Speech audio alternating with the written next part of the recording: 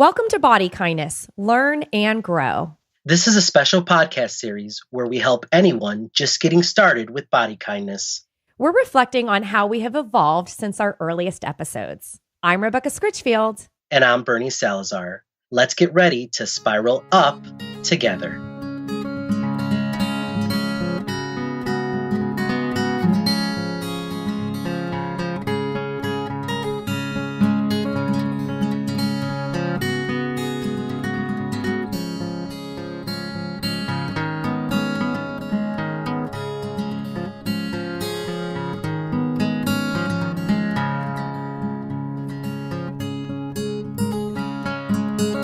That lovely piece of music was today's special Jam Tomorrow by Dr. Turtle, and it's courtesy of freemusicarchive.org.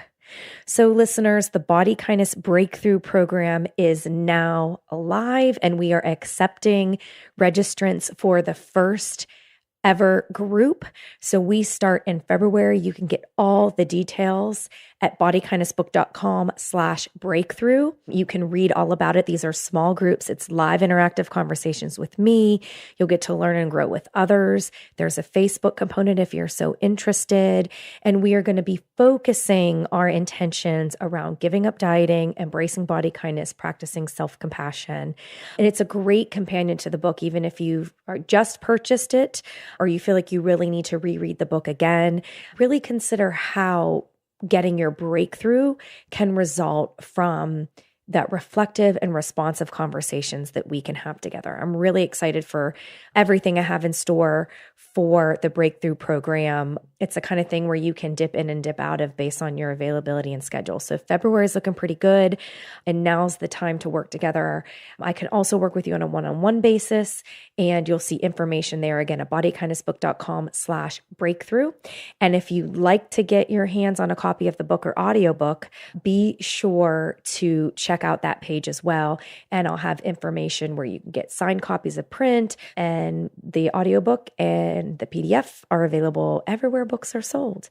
And if you really love ebooks, do not forget that in January that the ebook for Body Kindness is on sale. So it's only $1.99. It was selected as a special from Amazon, and all the other ebook providers are following suit. So you can't beat that price. And I really look forward to helping you create a better life. Enjoy the show. Hey, Bernie, what's going on? Becca, I am doing good. And I can't wait to kind of catch up and reflect. In this latest Learn and Grow, we are talking about the Biggest Loser letter that I wrote going on almost 3 years ago. Yeah, no, this was another interesting pivot for the Body Kindness podcast for me, because at the time, the show was still on, and we were just, I don't even know, maybe a month or so in to talking to each other and recording and just having conversations about what it would be like to disentangle from diet culture.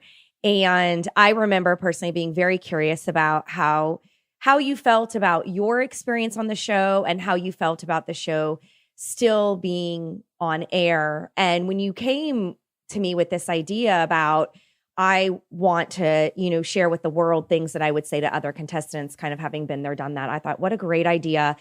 And I was very moved by what you wrote. And yeah, I'm excited that we get to talk about it again, because it's been several years since then. And I know personally how much you have changed.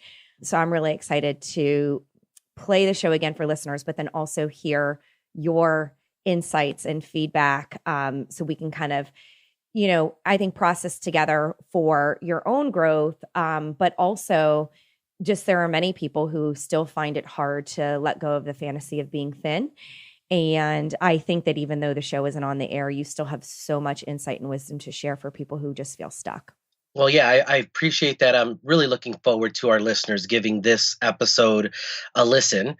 This actually did come about. It was an idea that I presented to you because we were approaching, or the show was approaching yet another finale.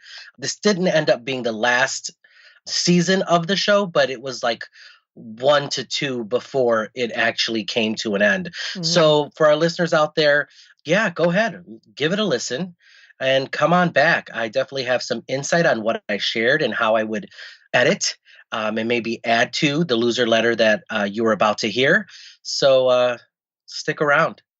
You decided that you wanted to do something about it in the hopes to help readers, followers, listeners, and maybe even yourself. So I want to let you fill everyone in on what you did and what you'd like to start the show off with today. No, absolutely. Having seen another season of The Biggest Loser wrap up, I was, to be honest, just kind of filled with a lot of different emotions. And I needed time to kind of think about what exactly it was that I was feeling. And I came to the conclusion that as much as I was celebrating with these contestants, I was also worried about them to a certain extent. Not that they need somebody else to worry about them, or not that they should be in that frame of mind. But I know that when the lights cut out and the confetti dropped, that was just the start of what was to come in my life. So that being said, Rebecca, I wanted to write them a note, a letter. I don't know if it's a love note. I don't know if it's a tip guide.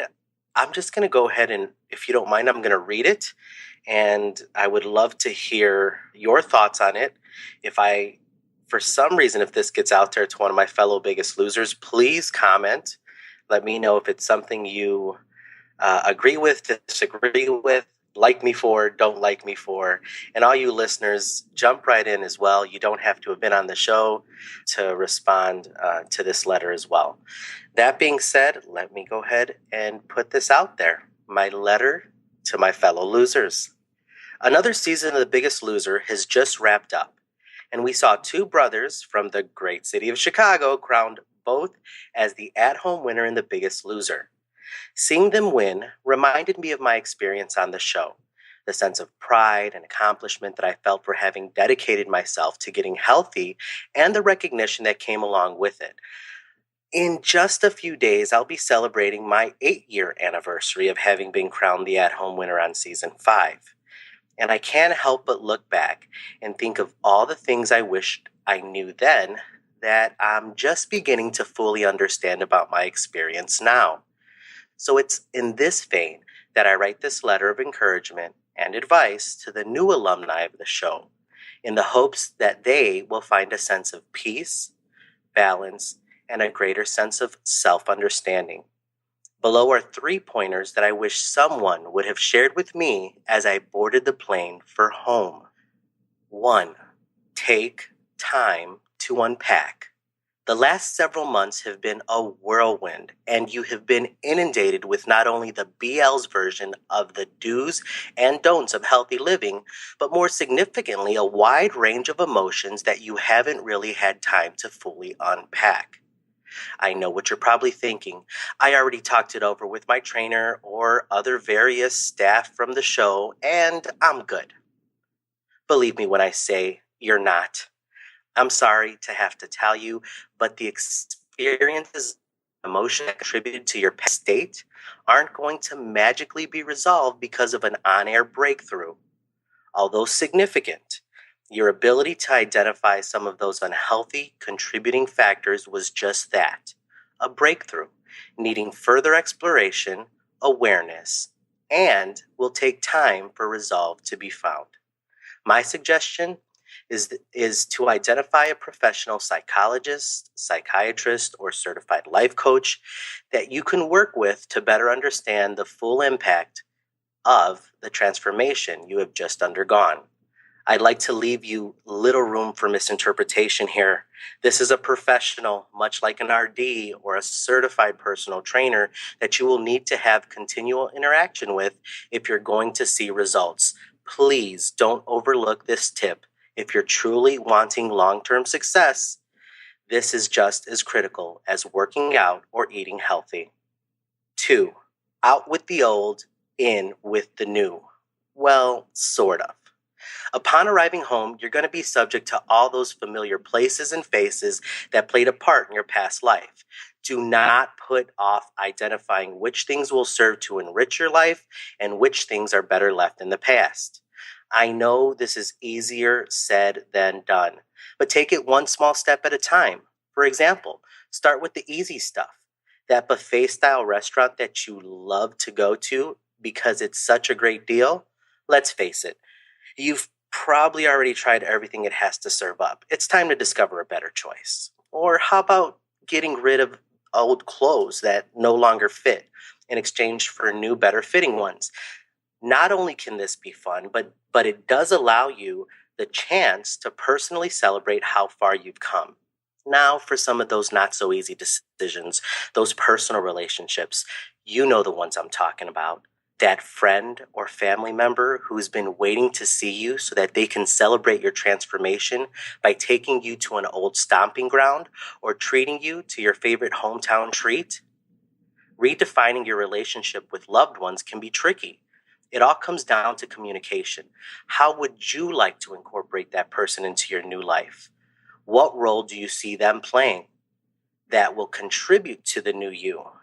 How can you go about communicating that to them in a way that won't harm the relationship? If it's a casual relationship, perhaps it won't be that difficult. But if it's a loved one, this can prove definitely harder. My advice is to be open and honest with them about what you would like their new role in your life to be. Ask them if they're willing to work on your relationship so that it reflects who you want to be moving forward. If they're up to working with you in achieving your new goals, then great. If not, don't be afraid to lessen your interaction with them. Or if you have to, let it go altogether. How about those relationships you can't simply let go? A life partner, your kids, parents, brother, sister? This can be really difficult. I found some success in being unwavering in your dedication to living healthier. Plan your interactions with them to ensure they involve activities you're comfortable with, and sit out those family get togethers that you know are going to put you in a place that you're not okay with. You owe it to yourself to communicate to those around you that this change wasn't merely for the sake of the show. 3, redefine your definition of health. Lastly, it is critical that you take the time to redefine what health means to you. Prior to your experience on the show, maybe you thought that being healthy meant seeing a certain number on the scale or seeing a slimmer you in the mirror. On the show, it was all about grueling workouts and a strict diet. You literally went from not completely knowing what it was to be healthy to the total opposite extreme of counting every calorie you consumed and every calorie you worked off. I hope by now you've begun to realize that health is more than a number. For me, being healthy is a feeling, a state of being and physically, the ability to be an active participant in my own life. If you would have asked me to define what it meant to be healthy after my time on the show, I might have given you a similar answer as the one above. But the difference now is that through hard work and careful self-reflection, I've moved past the rhetoric and actually understand and value what I was just sort of spouting off back then. Knowing that working out 3 to 6 hours a day isn't realistic, or that counting every single calorie you consume will eventually get old, how will you choose to define health so that the definition contributes to your well-being rather than stands for something you are in constant fear of not living up to? Redefining the term health in your life will serve to help you identify and overcome the inevitable barriers you will encounter along your journey. Most importantly, knowing what role health plays in your life should you allow it, will provide you room for true reflection, complete self-care, true body kindness, and lasting happiness. So there you are, a few pointers from a fellow loser. I hope this brief letter and the content shared within help to shed light on some of the many things you might encounter along your journey in the years to come. I wish each and every one of you the very best, and most of all, continued health. Sincerely, Bernie. And we're back.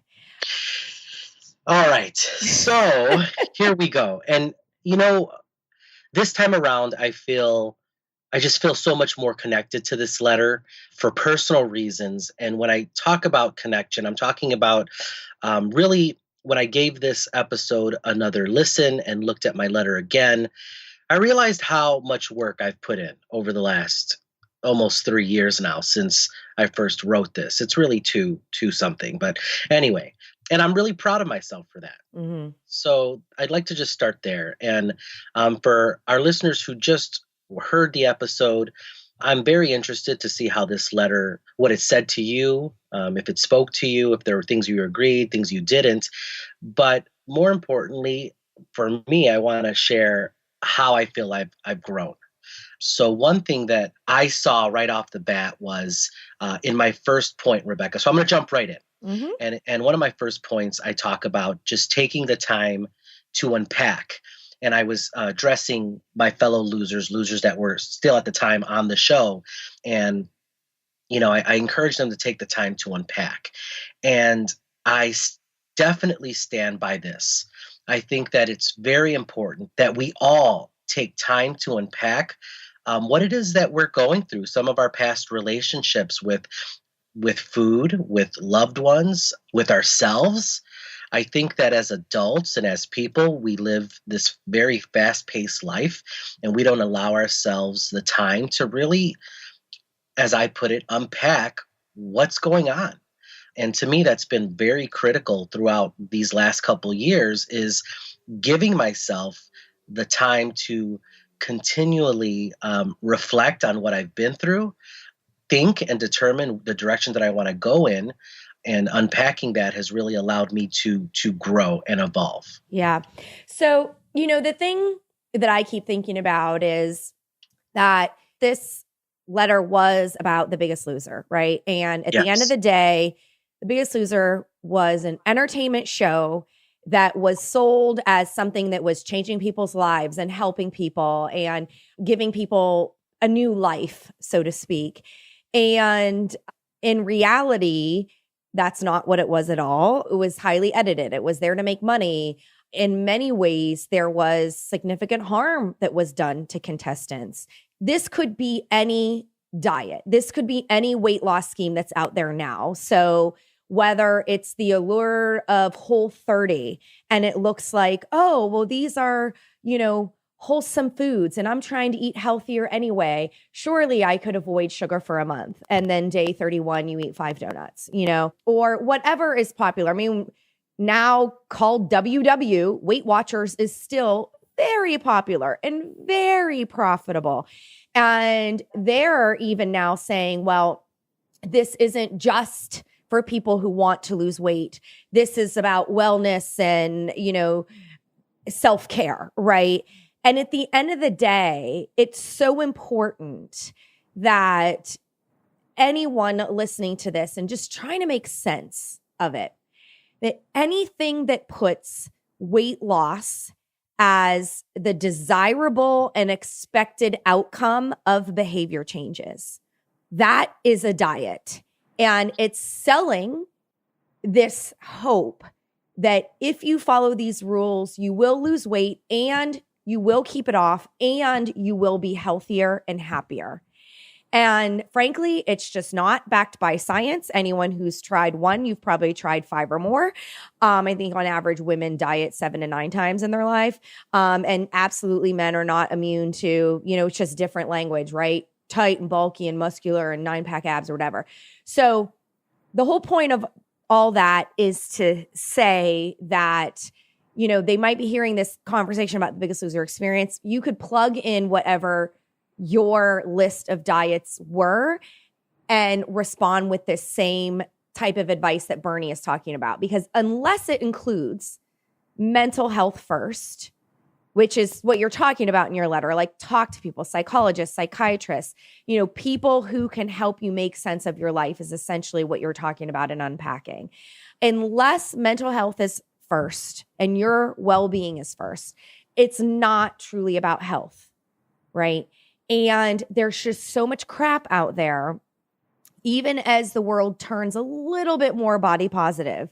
there is so much crap that co-ops true self-care and true well-being, like what Body Kindness is about, by saying, oh, do this and then you'll lose weight. So I think that taking a sense of putting your mental health first is essential if you're trying to make changes about your health. No, absolutely. And I mean, we can get into just my feelings about the show, I think, a little bit more so maybe in the next Learn and Grow, where we'll be talking about our Biggest Loser study and the results that came out of the study that was done. But absolutely, I mean, this letter was an older version of Bernie who was still trying to make sense and maybe even make some peace with what I had gone through, still not willing to, I don't want to say place blame, but still not willing to look at the show as just a show, because I had been sold for so long that this was supposed to be life-changing. And now that you were in a smaller body, your life's going to get better. And, you know, one thing that I didn't acknowledge and didn't know to even bring up when I was writing this letter is I was worthy, and I was awesome before, you know, that this quote unquote life-changing transformation. You know, I was fed this whole idea of, you know, you're deficient because you're living in a bigger body, and society doesn't like that. And that's what everybody who saw the show was being told. You know, society has these views on fat people, on people that live in bigger bodies, as if, you know, something is wrong with us. And the truth is, I know a lot of fat athletes who are doing amazing things and pushing their bodies in ways that are incredible, not just for their size, but just incredible in general.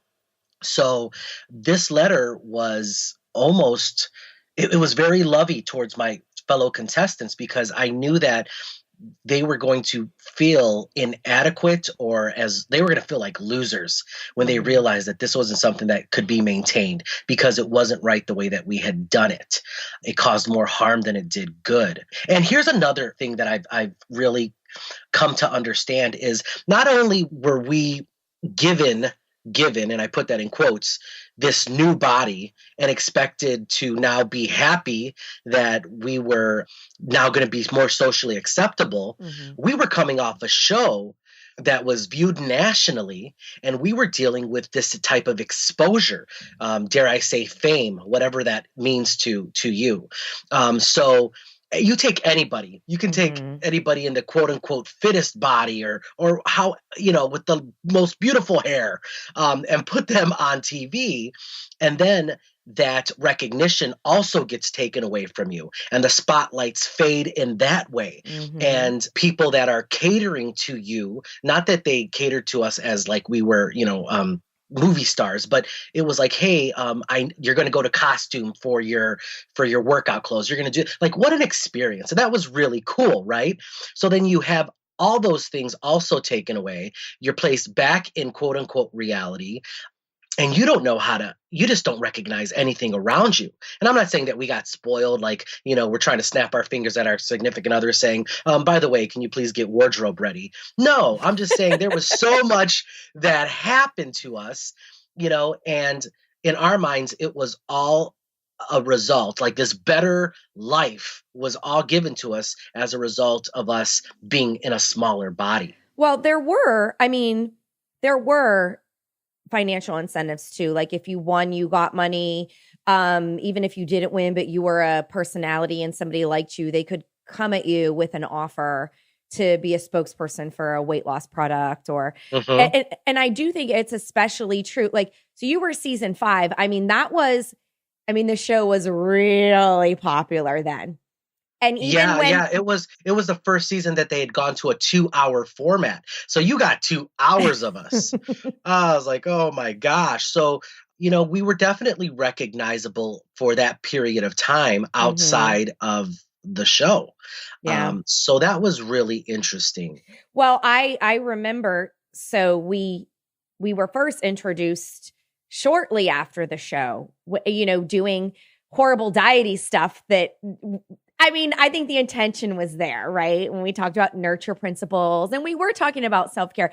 It's just we were still centering weight loss, and hindsight's 2020. We apologize to everyone. But I mean, you would get recognized. Like I remember. And I don't know what that is like, but I can imagine that that does something to this sense of purpose and meaning, but also vulnerability and kind of curiosity about where am I supposed to take this? Where is this supposed to Absolutely. go? So it's extremely strange, right? And not just that. Okay. So you're saying you're being recognized. And dare I say, and I put this out there for maybe some listeners that can relate, I was just being noticed for the first time, it felt like. Like, forget even recognized. Like, yes, that obviously was a part of it, and that was something that was happening. But I wasn't associating it as being recognized. I was just more like, wow, I'm being noticed. Right. Because a lot of times, unfortunately, society doesn't notice people in bigger bodies, or at least not in a positive light. Right. They just look at the package. They don't realize that there is so much more to a person than how they look on the outside. Right. That's just not where we live and what we live in. Well, and then when you were being admired, so when you had time to talk to someone, right? When you were being admired or when you were getting to know them, like what was the conversation about? Like, I mean, you do have an amazing personality. I hope that came up, but I'm also assuming that it was a lot about great job, attaboy. I wish I could do what you did, like it was all about weight. It was all about weight. Even with my closest friends and loved ones, it was always about weight. So, I mean, and I get it, right? Like, I put myself out there, and I hate actually when people say that because the truth is we didn't know what the heck we were signing up for. I mean, we didn't. We like, I was just like everybody else. I saw a show, people went on there, they were in bigger bodies, they came off the show, they were in smaller bodies, life was great, people were cheering, confetti's falling, music's playing. I was like, I want to walk through life with confetti falling and music playing. Like, that's awesome. Who doesn't want their own theme music? But it also left you feeling, that your worthiness is going to be determined by your looks.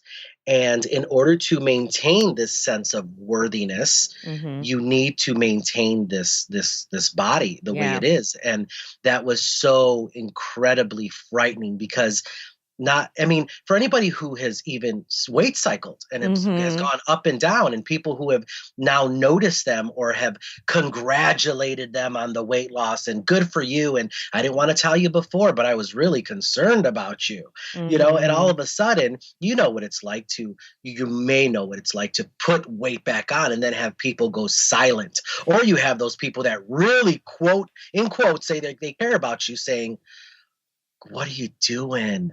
Are you okay? Like, forget the fact that you fell in love. You feel comfortable with the person that you're with. Life couldn't be better. You happen to put on some love chub and you guys just admire each other for the people that you are on the inside. There's still something wrong with you because now you're back up in weight and you must not be caring for yourself. And so there was just a lot of that going on at the time that I wrote this letter, knowing that a good majority of these contestants would most likely put back on their weight and then feel a sense of shame, which is what I found myself feeling. I was so full of shame as a result of leaving the show, and that was a really hard place to live in. For any of your listeners out there, maybe you can relate. If you can, that means you've been in that place, and it's not a fun place to be in. You were also harassed by some people when you started to restore your natural weight. Yes, absolutely. I mean, online. Can we just talk about that Trolls. for a second? Trolls, don't feed the trolls. Tell me about it. Yeah, it can be pretty brutal. And again, you have people that will start off their trolling by saying, you put yourself out there, so I'm going to go ahead and let you know how I feel. And, you already feel shameful for not succeeding in keeping this off. And then you feel like the negative self-talk that I was having with myself was worse than what the trolls did. Yeah. But it definitely reinforced, it's almost like I felt like, yeah, of course I deserve this. I put myself out there. I quote unquote, inspired people, and I'm just a big fat fraud. Yeah. I mean, and it hurts. And again, back to the emotional health piece, right? Absolutely. Like it's not health unless you are prioritizing your mental health. And when you are feeling shame and you're blaming yourself, I mean, it's hard to engage and enjoy life.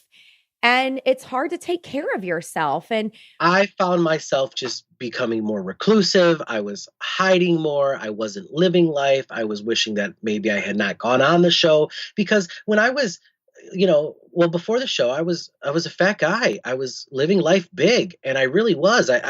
It's who I was. It was my identity. I made the best of it. You'll hear throughout this podcast, I was very social. I didn't go around my day to day thinking, oh gosh, I can't do this, I'm fat. It was more like, I'm gonna do this. I've always been in this size body, and this is just how I navigate my world. And then all of a sudden, you're placed in a different vehicle. That vehicle is praised and admired and said that it can do better or greater things than my past vehicle. When I say that, of course, I'm referring to my body. And that old vehicle was inadequate, and don't ever go back. And all of a sudden, you see yourself start to shift back to that size, to my natural size, where my body felt comfortable. And now I was ashamed of it. yeah. When that vehicle was more than adequate and more than able and doing wonderful things for me, it was a heck of a ride. And I'm still unpacking that now. And that's why I say that I stand by this first one. Right. Wherever you're at in your life, it's worth taking the time to unpack just how you're feeling, what you're doing, where have you been, how that's affecting where you're at now, and maybe where you want to be. I want to jump to the second point that I put out there, unless do you have something else to share real quick? No, we can go on. Fine, I'm going to go ahead and share it really quick. It's just out with the old, in with the new, well, sort of.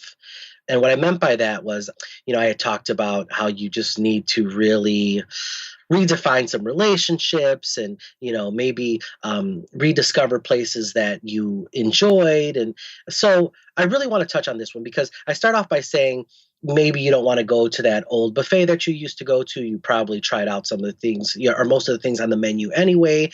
When I heard that, I realized that I still at that point wasn't trusting myself at all. You know what I mean? Like, come on, seriously, walking into an old buffet, you really think you're going to lose your shit? Like, no. Pretty much, if you're taking the time to unpack, and if you are trusting yourself, and you know who you are more so. And again, this is with a lot of time, listeners. This isn't something that you just wake up and discover. This has been years since I even wrote the letter. But I trust myself in a different way. When I say trust, it's more I just love myself in a different way. I'm going to go wherever the heck I want to go. I don't care what they're serving. If I want it, I will have it. If I don't, I won't. If I want an extra helping of it, I'll do it. If I don't, I won't. That to me, I'm happy to say that I just feel more comfortable with myself now. Yeah. Well, what this one speaks to me is, I think what you're trying to articulate is, when it's, they're like, see you later, bye, that you're like thrust out into the real world and you aren't sure what to do. And so if you were to go to a buffet that the before show version of you went to, that it could be really hard, because you're still mentally thinking about, how am I going to be safe here? Right. And so your suggestion is to avoid it, which made sense, I think, at the time with where you were. When we were just getting to work on this, it was still very much, I did this to myself. Like the biology part, there was so much learning and growing you had to do. So it's, what you said makes sense to me. I remember cringing at certain parts, was your letter, right? So I had to let you go. But I feel really happy for you that you feel like that has evolved, but That's a really I good point understand your because that's intent. at the time, sure. Like I avoided. I'm not there anymore. I'm not a jerk because I'm choosing to go to a particular restaurant or anywhere for that matter. Mm-hmm. I'm giving myself permission to exist in whatever space I find myself in and not shrink down Mm-hmm. because of my size. Right. And it's really interesting how I found myself trying to shrink more the quote unquote bigger I got. Right. Yeah. And to really be fair with this second one too, that the you still hadn't had, it was your lived experience for weight cycling. So that's initial weight loss followed by weight restoration and tons of difficulty with mental health and well-being and lots of struggle in that window. But you hadn't yet got the information about how typical weight cycling is, about how life-saving it is. We didn't have the Yeah. Biggest Loser study out yet. So I think where you were at the time, you talked about buying new clothes and just kind of Which things are which new. yes, which actually that part I do like and I still recommend, and let me tell you why. You have to feel good about yourself, and anything that helps you feel good about yourself, like, do it. Who doesn't like buying new clothes? So my thing is, dress the body that you have the, Mhm. the best way you want to, any way that you can afford to. That, I mean, it's nice to just feel good about your body. So I like that one. But it's, when I say it now, it's coming from a place of course, it's your body. Dress it nice, not like, oh, just forget those old fat clothes. Mhm. No, it's just like, hey, come on, everybody likes new stuff. Get yourself something that you look good in, that you feel good in, and get out there and flaunt it. Yep. And then quickly, I want to wrap up that point by saying just redefining relationships. I think that, when I shared this, it was definitely speaking about coming off the show for past contestants and really having to communicate with their loved ones and friends about who they were now, what some of their goals were. I think that that's just important in general. Mhm. Now my conversations, because I still do this and I still check in with my loved ones, and it's communicating just who I am now, what my goals are, and it doesn't center around weight. So if I go with somebody and they want, again, this goes back to that what I said initially with this point, which is I just kind of have I feel better in my own skin. I feel more confident in expressing what it is that I do want to do and I don't want to do. The old Bernie was very like, "Oh, you want to do that? I guess, sure." Now, no has definitely entered into my vocabulary, Mhm. and I love it because what that says to me is I know myself better, Mhm. and I'm allowing myself to express that. But yes, communicating to your loved ones in general has really helped me out in a multiple ways, not just in regards to my health. Yeah. Well, it's boundaries. So no being a complete sentence, that is a boundary. You did, these weren't in your words, but it's how I approach it in body kindness is about identifying your values and living your values. So Yes. I've had a lot of clients who some of the ways in which they struggle with eating is that they feel like if they don't eat a certain type of food or a certain amount of food that they're going to hurt a loved one. And Yeah. even Yeah. if it means they don't like the taste of something, even if it means that they're not hungry. And so they'll struggle with respecting their fullness when we're working on intuitive eating because, they're like, look, this is my sister. We're really close. If my sister wants a burger and fries, we're getting a burger and fries, and I have to eat everything. And just so to understand that there's a lot of pain in that, right? Because there's a memory of what it meant to be bonding. There's a memory of what you care very deeply about your sister and that it's in your belief that this is what you think you have to do in order to fit in or be accepted or belong, which is a basic human need. And so, regardless of any changes to your body, when you work on changing your mindset and your habits and you work on trusting your body and connecting to it as a guide for eating, it's you might have these sort of chronic dieting friends that are used to you self-policing and picking apart food, or they're, calling the rolls at the table carb bombs and laughing, and it's unhelpful for you to endure that and you want to say something, or you've really embraced intuitive eating and you are in a situation where you don't want to, graze. You could choose to if you wanted to, but you don't want to, and you feel uncomfortable saying, no, I've had I'm not interested right now, or, I'm focused on, I want to go have this conversation. Those things can be really hard when you have a history of, well, this is the kind of person that's always up for eating a lot of food, or who knows, Yeah, no, I see what you're saying. And one thing that we talked about avoidance and how I tended to avoid a lot of things. Mm-hmm. I agreed with you then, and I still agree with old Bernie avoiding things. Mm-hmm. New Bernie right now just realizes that I'm not as social as I used to be. And I think that maybe that's age, maybe it's just me being tired, parents, whatever. But I mean, that realization has been very important for me. So I'm very selective about what I choose to go to, because if I'm choosing to go to it, I know I'm genuinely going to enjoy it.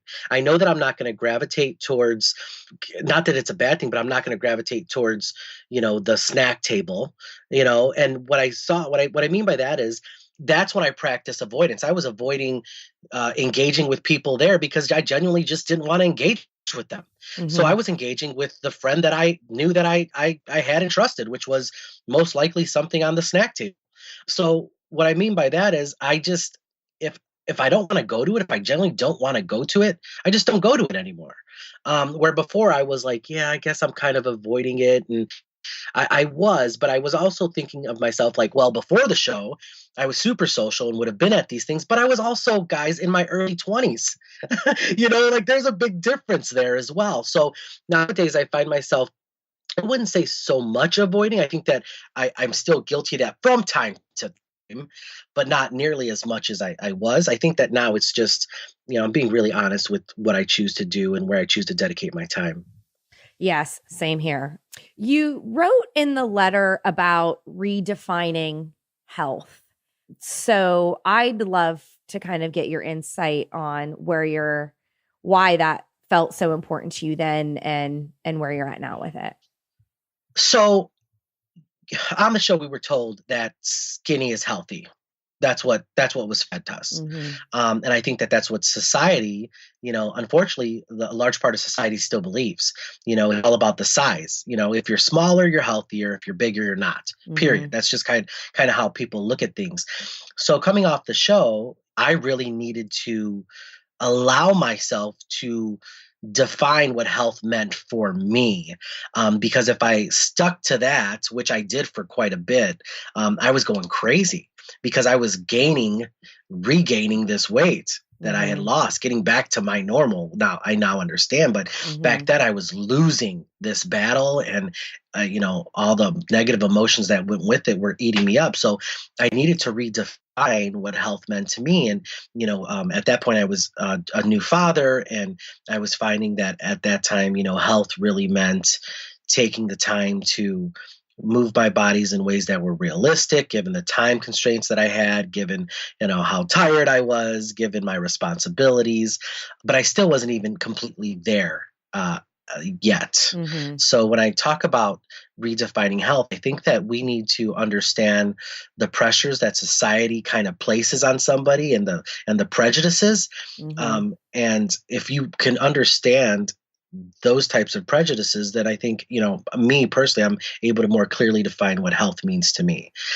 Yeah. And I think that I hope I'm making sense to the listeners. I feel like I'm rambling, but I mean, what I'm saying is I understand that a lot of my negative beliefs towards myself were a result of how society looked at me mm-hmm. and made me feel. Mm-hmm.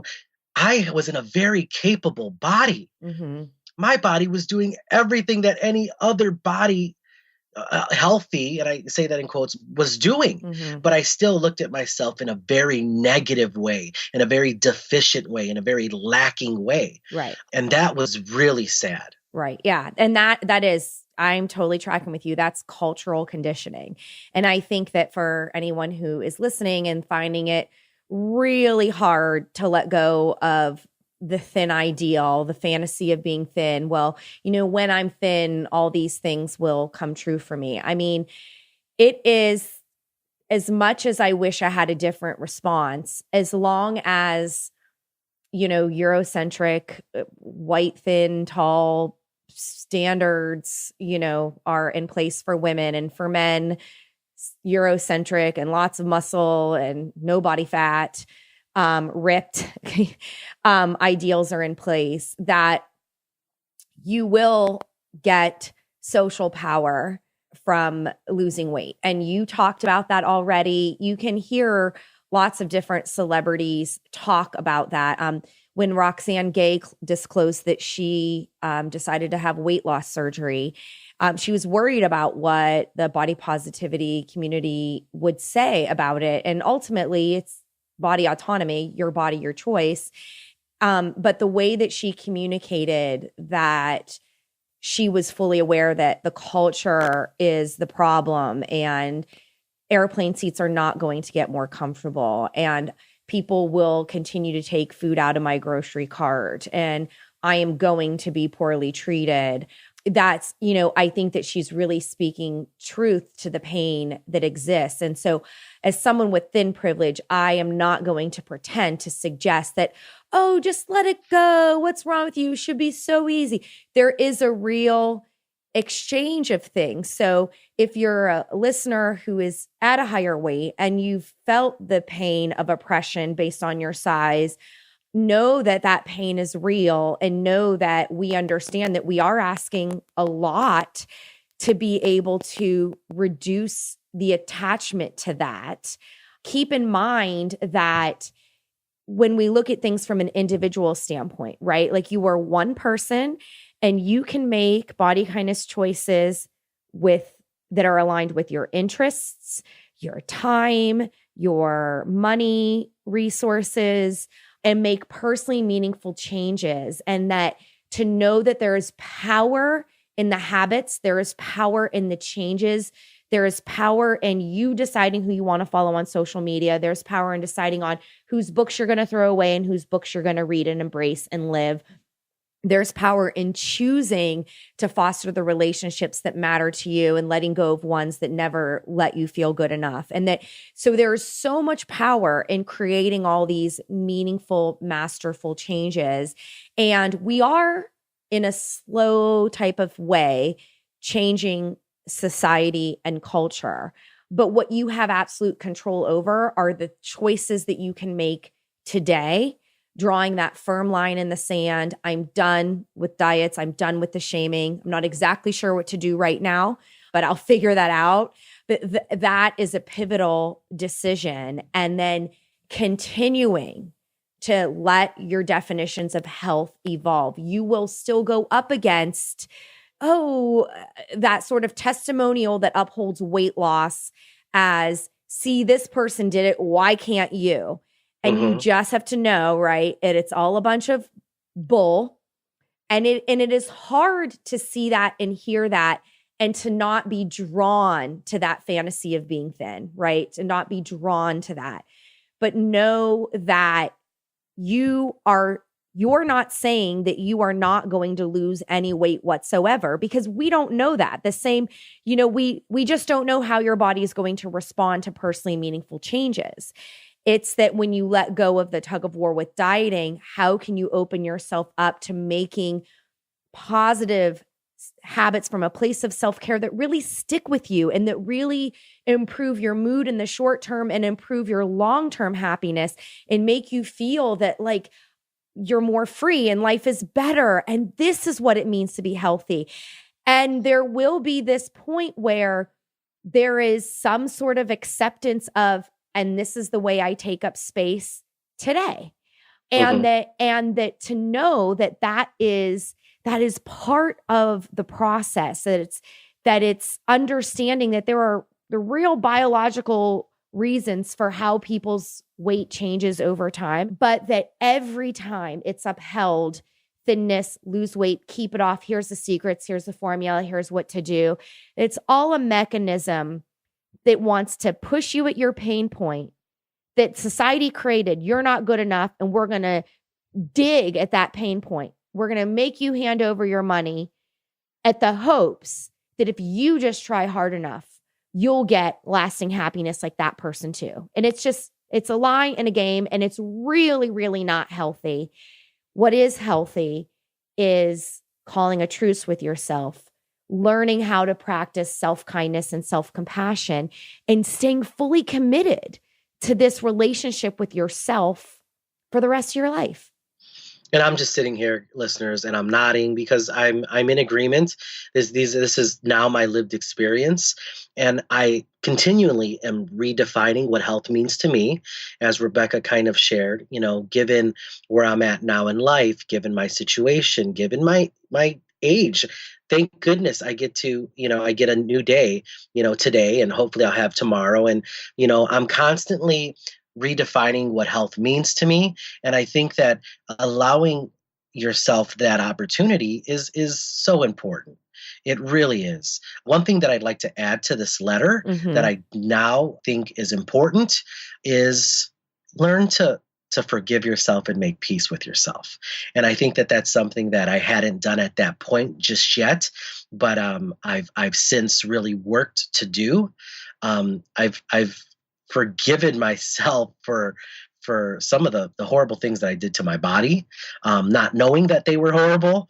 And then I've been able to really make peace with the body that I'm in, which has been really amazing for me. I like myself, and I think that, I wish that for our listeners. I wish you the type of peace. And I know that if you work and you give yourself time, I wish you the ability to like yourself and love yourself. And I think that for me, it's been a process. I didn't like myself for a long time. And as a result, I wasn't able to love myself. And now I really do like myself. And I can honestly say that I love myself. And that's something that has been quite a journey to be able to arrive at. And yeah, I just want to honor your courage as well. This was really the first time that you were stepping out publicly and like saying something that you knew would be available everywhere. And you knew I was going to promote the crap out of it. Oh, yeah. But it really was like the first time that you were stepping out publicly to practice compassion for folks who are walking down the road where you have been, but also share some not so savory truths. And I know you were walking a fine line. Absolutely. I was always and always had been very guarded of the show in general. And I think that I needed to start with a letter to fellow losers in order to realize that I needed this much more so for myself. So if you're hearing what I'm sharing right now, this letter to a loser has now turned into just the conversations that I've had with myself, because as much as I care about my fellow losers, I've learned that I'm not here to save others.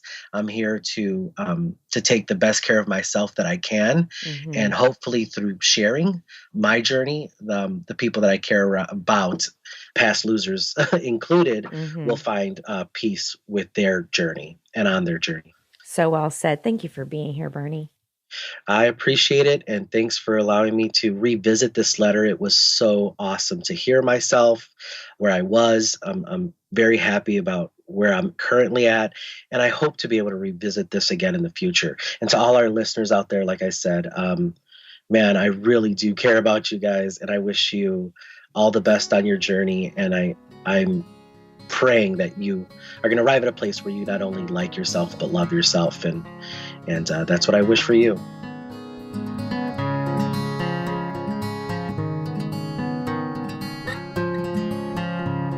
And that's our show. The podcast is made possible with support from listeners. Please donate to help offset production costs at gofundme.com/bodykindness. And please rate and review the show when you have a moment. It really matters. Let's keep the conversations going on Facebook. Search Body Kindness and request to join the group for Body Kindness readers and listeners. Have a question for us to answer on a future episode? Visit bodykindnessbook.com/question. Body Kindness books and audiobooks are available wherever books are sold. To request a signed print copy, visit bodykindnessbook.com/order. For other questions about this podcast, please email info@bodykindnessbook.com.